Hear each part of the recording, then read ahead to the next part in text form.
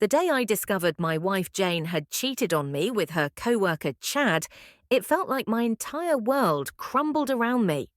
It happened on a sunny afternoon, one that should have been filled with warmth and happiness as I returned home early from work, eager to surprise Jane with a bouquet of her favorite flowers.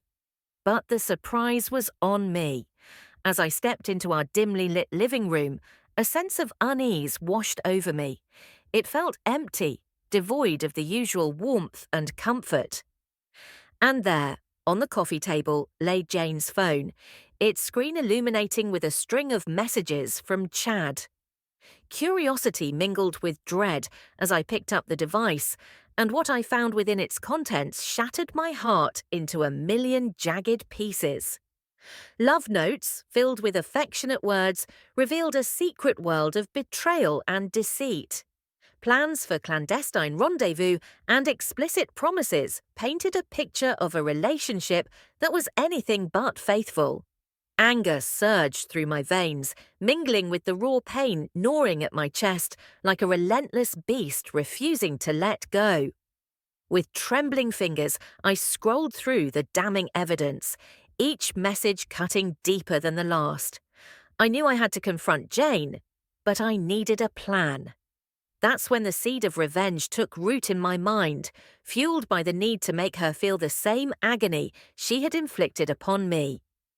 Dialing Chad's number from Jane's phone, I struggled to suppress the rage boiling within me. "Hello, Chad. This is Jane's husband. We need to talk," I said, my voice steady despite the turmoil raging inside. Chad's response was hesitant, his nerves palpable even through the phone. Sure, what's up?" he replied, his voice betraying a hint of apprehension. I wasted no time in arranging a meeting, the tension thickening with each passing moment. We agreed to meet at a nearby coffee shop later that evening, setting the stage for my meticulously crafted plan of double-date revenge. But I couldn't bear the burden of this betrayal alone. I reached out to Sarah, Chad's wife, through a private message on Facebook. She deserved to know the truth just as much as I did. And when we finally met, the heaviness of betrayal hung in the air, mingling with the aroma of freshly brewed coffee. As we shared our stories, tears welled in Sarah's eyes, mirroring the pain I felt within. "We can't let them get away with this. We have to show them what they've lost," she said, her voice trembling with determination. And so, fueled by a shared sense of justice, we began to devise a plan, a way to make Jane and Chad understand the depth of their betrayal, to make them feel the same anguish that had consumed us. After careful thinking, Sarah and I came up with a bold idea, a fake double date to make our cheating spouses jealous. Sarah looked at me, determined, and asked if I was in. I took a deep breath and agreed. "I'm in, Sarah. Let's do this." We left the coffee shop that day with a mix of excitement and fear. We knew our plan was risky, but the idea of revenge was too tempting to ignore. Little did we know how far we would go to make it happen. The night of our planned double date finally arrived, and the air was tense with anticipation. Sarah and I had dressed up nicely, hoping to look our best. We picked a charming, dimly lit bar that Jane and Chad often visited, hoping they would show up. As we entered the bar, our hearts raced and our palms were sweaty with nerves. We exchanged reassuring glances, silently telling each other that we could pull this off. Our plan was to act like a couple deeply in love, hoping to catch Jane and Chad's attention. Inside the bar, the atmosphere was lively, with the sound of chatter and glasses clinking in the background. We positioned ourselves at the bar, keeping an eye on the entrance. Time seemed to slow as we waited, and then, like fate had intervened, Jane and Chad walked in, laughing. As Sarah took my arm, her hand trembled slightly. "Remember, we have to make this convincing," she whispered. I nodded, feeling the rush of adrenaline pushing me forward. As we walked past Jane and Chad's table, we brushed our fingers together and shared a loving smile. The shock on their faces was immediate. Jane's eyes widened and Chad nearly dropped his drink. We continued our act, finding a table nearby and engaging in animated conversation. Minutes passed, and Jane and Chad's discomfort grew more apparent. They exchanged uneasy glances and whispered to each other, unable to hide their agitation. Our daring performance continued, filled with stolen glances and soft laughter. The tension in the bar was palpable, with emotions swirling around our cheating spouses. As we sipped our drinks and carried on with our charade, I couldn't help but feel a sense of satisfaction. Revenge was indeed sweet. The sweet taste of revenge was intoxicating. Yet, as the night unfolded, we were soon to discover that the end of this chapter was yet to be written. The air in. The bar was electric with tension, our act of retribution pushing Jane and Chad into a corner of confusion and discomfort. Our fake double date, a meticulously woven tapestry of deception and hurt, had served its initial purpose, unraveling the composure of our cheating spouses before our very eyes. Jane, overwhelmed by the spectacle and the storm of emotions it conjured, stood abruptly, her actions marked by a chair scraping harshly against the floor. Her voice, a fragile echo of vulnerability and disbelief, trembled as she addressed me. "How could you do this to me, Mark? What is this?" Across from her, Chad's reaction mirrored her disbelief, though his shock rendered him speechless. His gaze, filled with frustration and a plea for understanding, locked onto Sarah, silently begging for an explanation that would not come. In that moment, Sarah and I shared a glance, an unspoken agreement passing between us. It was time to reveal the bitter truth. Rising to my feet, I faced Jane with a look of resolute indignation. "You don't get to act surprised, Jane," I retorted, my voice laced with a cold, unforgiving edge. "Remember, it was you who decided to step outside our marriage. This is merely a glimpse into the agony you've inflicted upon me." Sarah's voice joined mine, embodying a mix of strength and unwavering resolve. "And you, Chad, you're not innocent in this either. Both of you shattered the trust we placed in you. It's only fair you understand a fraction of our pain." The confrontation had drawn the attention of the entire bar, the audience to our personal tragedy now silent, their gazes oscillating between us and our straying partners. Jane's defences crumbled under the weight of public scrutiny, her tears an emblem of regret and despair. I didn't think you'd ever do something like this, Mark. I was wrong, but this is too much." Chad, struggling to muster his thoughts, echoed her sentiment, his voice a mix of guilt and confusion. "I know I messed up, Sarah, but was this public spectacle necessary?" As Jane fled the scene, her departure marked by the haunting sound of her footsteps and the silent whispers of the bar's patrons, Chad remained, a figure of defeat and remorse. Our plan had borne fruit, laying bare the depth of their betrayal for all to see.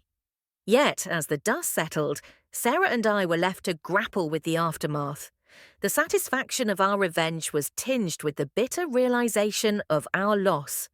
We had achieved our goal, but at what cost? Our marriages lay in ruins, and the path forward was uncertain. Our bold move had not only exposed the infidelity, but also opened a Pandora's box of emotions and decisions that we now had to confront, navigating the wreckage of relationships that could never be the same. After Sarah and I found out about our spouse's affair, we started meeting up. Not to plan more revenge, but to help each other through our divorces. It was surprising how much we got along. We both liked hiking, reading old books, and eating spicy Thai food. One day, we decided to go hiking in a forest nearby. As we walked along the trail, surrounded by towering trees and the sound of birds chirping, we talked easily, sharing stories of our pasts and our dreams for the future. Sarah chuckled as she said, "Mark, if you had told me a month ago that I'd be hiking with the husband of the man my husband cheated with, I would have thought you were crazy." I couldn't help but laugh along with her. Life has a funny way of throwing unexpected twists at us, Sarah, but I'm truly grateful we met. You've been a rock for me during this tough time. As we continued our hike, the camaraderie between us deepened. We shared more about our lives, our dreams, and our hopes for the future. It was a refreshing change from the pain and betrayal that had dominated our recent history. With each step we took, I felt a sense of healing, knowing that I wasn't alone in my struggles.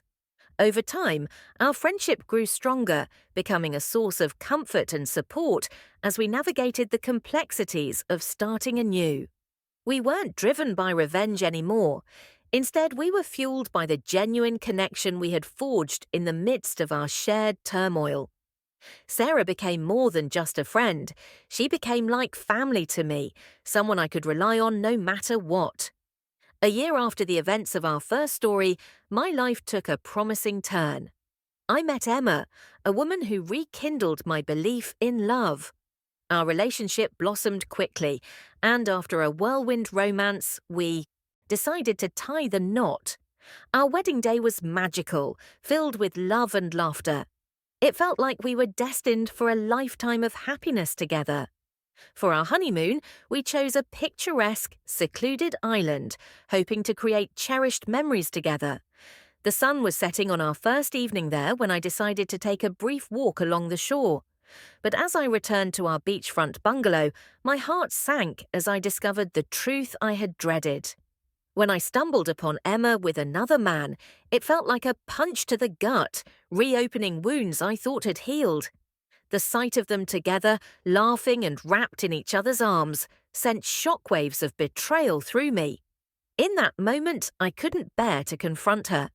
The pain was too raw, too overwhelming. So, silently, I retreated from the bungalow, leaving Emma behind without a word.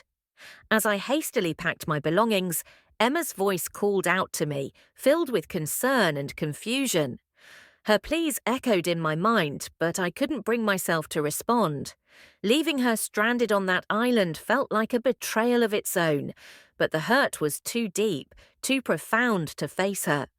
On the dock, waiting for the boat, Emma's frantic calls and messages bombarded my phone. Each one was a dagger to my already wounded heart. She begged for forgiveness, promised explanations, but I couldn't find the strength to answer. My emotions were a whirlwind of anger, sadness, and disbelief. A local resident, noticing my distress, approached me with genuine concern, offering assistance. But I shook my head, unable to articulate the storm raging within me. Boarding the boat felt like an escape, a desperate bid to flee the pain and confusion that engulfed me. Leaving Emma behind was a decision made in haste, driven by the need to shield myself from further agony. But as the boat pulled away from the island, a wave of regret washed over me. Doubt gnawed at my resolve, leaving me questioning the consequences of my actions. As the island faded into the horizon, I couldn't help but wonder what lay ahead for Emma and me. Our honeymoon, intended as a celebration of our love, had become a poignant reminder of the fragility of trust. The uncertainty of our future weighed heavily on my heart, casting a shadow over what was supposed to be a joyous occasion. Leaving the serene shores of the island where our honeymoon had unraveled into a nightmare, my mind was consumed with thoughts of Emma. As the boat carried me away, I couldn't shake the heaviness in my heart. I had left her stranded, devoid of any means to reach out to me or return home. The weight of her betrayal pressed heavily upon me, mingling with the waves crashing against the boat. Emma, on the other hand, awoke to a scene of disarray that mirrored the chaos of her emotions. Her eyes fluttered open to find me missing, along with our belongings. Panic seized her as she frantically searched the bungalow, her heart racing with fear and confusion. Rushing to the entrance, she was met with the stark realization that I had taken everything: our passports, money, and even her phone. The walls of the bungalow seemed to close in around her, suffocating her with a sense of desperation. With trembling hands and a racing heart, Emma sought assistance from the resort staff. However, without any form of identification or means of communication, her pleas for help fell on deaf ears. Locked out of her room and unable to pay for meals, she found herself trapped in a nightmarish limbo, isolated from the world and stranded in a place that had once promised bliss. Days stretched into an agonizing week, during which Emma's desperation deepened with each passing moment. She roamed the island aimlessly, her once vibrant spirit now crushed under the weight of her actions. Despite her attempts to seek aid from tourists and locals, she was met with indifference and suspicion. It seemed that her reputation had preceded her, casting a shadow over any chance of redemption.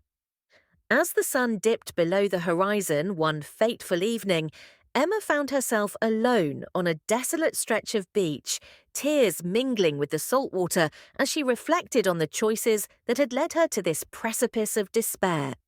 It was in this moment of vulnerability that fate intervened in the form of a compassionate older couple vacationing on the island.